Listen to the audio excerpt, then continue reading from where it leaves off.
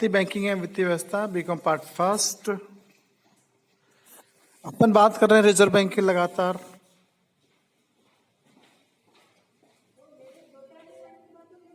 Reserve bank की जब हम बात करते हैं साख नियंत्रण नीति का, तो साख नियंत्रण नीति के दो तरीके बताए थे मैंने आपको, परिमाणात्मक एवं गुणात्मक, क्वांटिटिव मेथड और क्वालिटिव मेथड।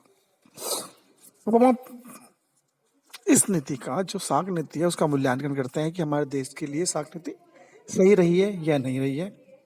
देखिए, हमारे देश की साख नीति का मुख्य उद्देश्य स्थायित्व के साथ आर्थिक विकास करना रहा है। इस नीति द्वारा रिजर्व बैंक ने इनार्थ प्रबंध के जरिए सरकार को आर्थिक विकास हेतु कोष उपलब्ध कराए हैं। एक क्वेश्चन निकल के आ गया, इनार्थ प्रबंध। इनार्थ प्रबंध क्या होता है? इनार्थ प्रबंध का मतलब होता है अपनी मुद्रा का मूल्य कम करके ज्यादा मुद्रा को छापना, इनार्थ प्रबंध। इसके अतिरिक्त कृषि, उद्योग, निर्यात तथा व्यापार की वित्तीय आवश्यकताओं की पूर्ति भी की गई है।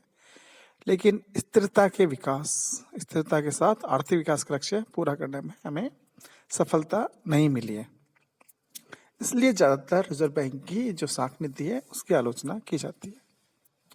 इसके अलावा देश में सामान्य कीमत स्तर बढ़ता ही जा रहा है। खाद्य सामग्री के मूल्यों में तेजी से बढ़ोतरी हो रही है। आम उपभोक्ता के जीवन उपयोगी वस्तुएं जैसे चीनी, प्याज, सब्जी आदि कीमतों में निरंतर वृद्धि होने के कारण निर्धन और मध्यम परिवारों को बहुत कष्ट में जीवन जीना पड़ रहा है। रिजर्व बैंक की साख नियंत्रण नीति जिस प्रकार रुपए के आंतरिक मूल्य को, रुपए के दो मूल्य हैं, आंतरिक मूल्य मतलब देश के अंदर चलने वाला मूल्य, रुपए का बाहरी मूल्य यानी देश का अन्य देशों से विनिमय मूल्य। तो रिजर्व बैंक रुपए के आंतरिक मूल्य को गिरने से रोकने में असफल रहा है। उसी प्रकार बाहरी मूल्य में भी गिरावट को नहीं रोक पाया है। देश में घोषित एवं अघोषित रूप से रुपए का अवमूल्यन होता रहा है। विदेशी ऋणों का भार निरंतर बढ़ता जा रहा है।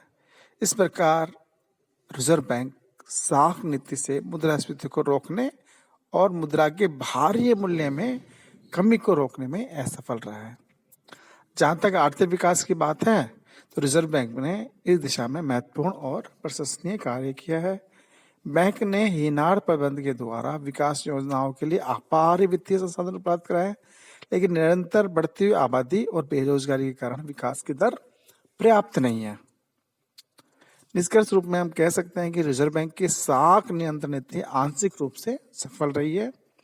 यह नीति एक तरफ तो जहां मुद्रास्फीति को रोकने में विफल रही है, तो दूसरी ओर इसमें आर्थिक विकास की गति को बनाए रखने में थोड़ी मदद की है। यदि रिजर्व बैंक की साख नीति की प्रशंसनीय सहयोग नहीं मिलता तो आज हमारी अर्थव्यवस्था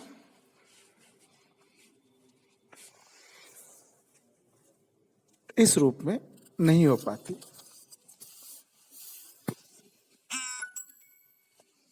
अपन बात करते हैं कि साख, जो रिजर्व बैंक की साख नियंत्रण नीति है वो अप्रभावी क्यों रही। हमको ये पता था कि रिजर्व बैंक को बहुत सारे एकाधिकार प्राप्त हैं, लेकिन उसके बावजूद भी हमारे देश की जो रिजर्व बैंक है उसकी साख नियंत्रण नीति सक्सेसफुल नहीं गई।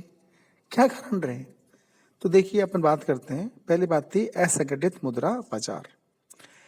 विकासशील देशों में मुद्रा बाजार संगठित नहीं है, जबकि विकसित देशों के अंदर मुद्रा बाजार हमेशा संगठित होता है। और जहां पर संगठित नहीं है मुद्रा बाजार, वहां पर साख नियंत्रण के लिए उठाए कदम कभी भी प्रभावशाली नहीं होंगे। अतः साख नियंत्रण सफलता के लिए संगठित एवं विकसित मुद्रा बाजार का होना आवश्यक है। दूसरी बात है साख की विभिन्न किस्में।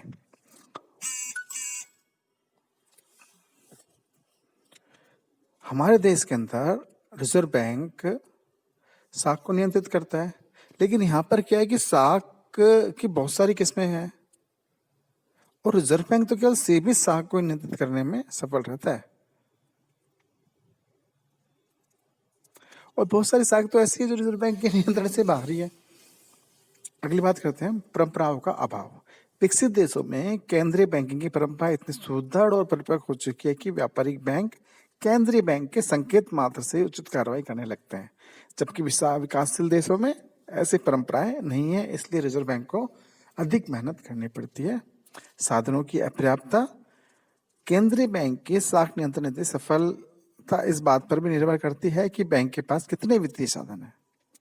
विकासशील देशों में केंद्रीय बैंक के वित्तीय साधन सीमित होते हैं। सीमित साधनों से ये बैंक सीमित मात्रा में ही साख नियंत्रण कर पाता है। सीमित वैधानिक अधिकार। जहाँ केंद्रीय बैंक को मुद्रा बाजार एवं व्यापारिक बैंकों पर नियंत्रण के लिए वैधानिक अधिकार सीमित मात्रा में प्राप्त है, वहां साख नियंत्रण में वो असफल रहता है। किंतु जहाँ केंद्रीय बैंक को व्यापक अधिकार दिए जाते हैं, वहां साख नियंत्रण में वो सफल रहता है। विशाल अमौद्रिक क्षेत्र।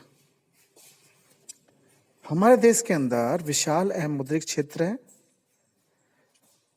केंद्रीय बैंक ऐसे साख नियंत्रण को करने में असफल रहता है जहां पर बहुत सारा अमौद्रिक क्षेत्र है और वो रिजर्व बैंक के नियंत्रण से बाहर होता है। अगली बात करते हैं मुद्रा एवं पूंजी बाजार पर पूर्ण नियंत्रण नहीं।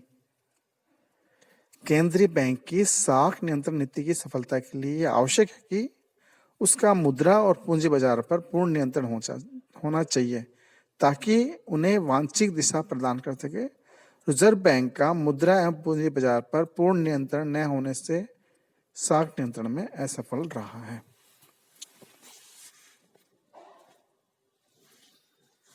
तो देखिए रिजर्व बैंक का भारत के आर्थिक विकास में योगदान या भूमिका क्या है। रिजर्व बैंक का भारत के आर्थिक विकास में योगदान और भूमिका क्या है, वो हम निम्न बिंदु के माध्यम से पढ़ने का प्रयास करेंगे। भारतीय रिजर्व बैंक देश की मौद्रिक बैंकिंग एवं साख नीति का निर्माता है, संचालक है। रिजर्व बैंक इन नीतियों में परिवर्तन कर देश के आर्थिक विकास को गति प्रदान करता है। भारत में पूंजी का अभाव है, इससे विकास कार्यों के लिए वित्त की समस्या होती है। बहुत सारी बातें करते करते हम सीधे पॉइंट पे आते हैं कि रिजर्व बैंक का भारत के आर्थिक विकास में क्या भूमिका है, क्या योगदान है। पहला बिंदु है पत्र मुद्रा का निर्गमन एवं नियंत्रण।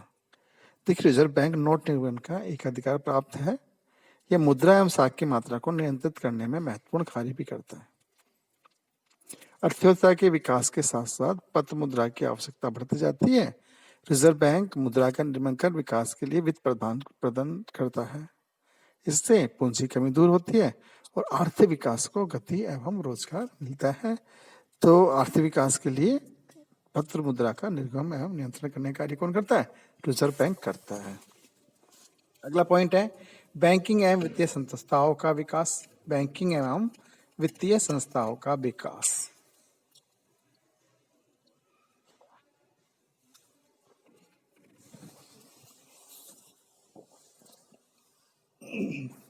किसी भी देश का जो विकास है वहां पर उपलब्ध बैंकिंग एवं साख सुविधाओं पर बहुत अत्यधिक निर्भर करता है।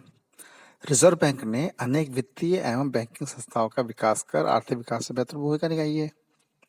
भारत में देखिए औद्योगिक वित्त निगम, औद्योगिक विकास बैंक, लघु उद्योग निगम, नाबार्ड, लघु उद्योग बैंक आदि की स्थापना रिजर्व बैंक ने की है और उसका महत्वपूर्ण योगदान रहा है।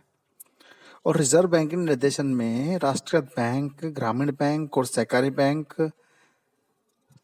संस्थाओं ने ग्रामीण क्षेत्रों में बैंकिंग सुविधाओं का विस्तार किया है। ग्रामीण क्षेत्रों में बैंकों की शाखाएं बढ़ी हैं, उनकी जमाएं बढ़ी हैं, उत्पादन कार्यों के लिए प्रदान किए गए हैं, जमा धन की सुरक्षा की गई है, बैंकों का फैल होने से बचाया है, जनता में बैंकों के प्रति विश्वास जमाया है। आदि कार्यों के अंदर रिजर्व बैंक ने अपनी महत्वपूर्ण भूमिका प्रदर्शित की है, अपनी महत्वपूर्ण भूमिका बताई है। अगली बात है पूंजी निर्माण को बढ़ावा। रिजर्व बैंक ने विभिन्न प्रकार की वित्तीय संस्थाओं का गठन कर देश में छोटे छोटे क्षेत्रों में बिखरी हुई पूंजी को इकट्ठा करने का कार्य भी किया। इसकी प्रेरणा से छोटी छोटी बचतें गतिशील हुई है और उत्पादन कार्यों में लगने लगी है। उससे पूंजी निर्माण को बढ़ावा मिला है। अगली बात करते हैं विदेशी विनिमय कोषों का प्रबंध। रिजर्व बैंक ने देश के दुर्लभ विदेशी विनिमय कोषों का भी उचित प्रबंध किया है। भारत के आर्थिक आयात अधिक होते हैं और कम रहते हैं, तो विदेशी विनिमय का संकट भारत के ऊपर हमेशा बना रहता है। इससे निपटने के लिए बैंक दुर्लभ विदेशी विनिमय कोषों को संरक्षण प्रदान करता है और इसके अलावा विनिमय दरों को भी नियंत्रित करने का प्रयास करता है। ऊंची ब्याज दर पर विदेशी पूंजी को आकर्षित करता है। इससे विदेशी पूंजी का देश से बाहर जाना रुक जाता है। सहकारी संस्थाओं का विकास। भारत एक विकासशील देश है, कृषि प्रधान देश है। कृषि को साख प्रदान करने की उचित व्यवस्था का यहाँ पर अभाव पाया जाता है। सहकारी संस्थाएं अपने वित्तीय साधनों के लिए रिजर्व बैंक पर हमेशा निर्भर रहती है। लघु उद्योग, कुटीर उद्योग आदि का हमारे देश के अंदर महत्वपूर्ण योगदान है, क्योंकि यही मैक्सिमम हमें रोजगार उपलब्ध कराते हैं। समझ रहे हैं आप, लघु और कुटीर और हस्तकरघा यही रोजगार मैक्सिमम उपलब्ध करवाते हैं। किंतु धन के अभाव में साहूकार या देसी बैंकर्स के ऊपर इनको अत्यधिक निर्भर रहना पड़ता है। ऐसी स्थिति में रिजर्व बैंक सहकारी संस्थाओं का विकास कर कृषि व लघु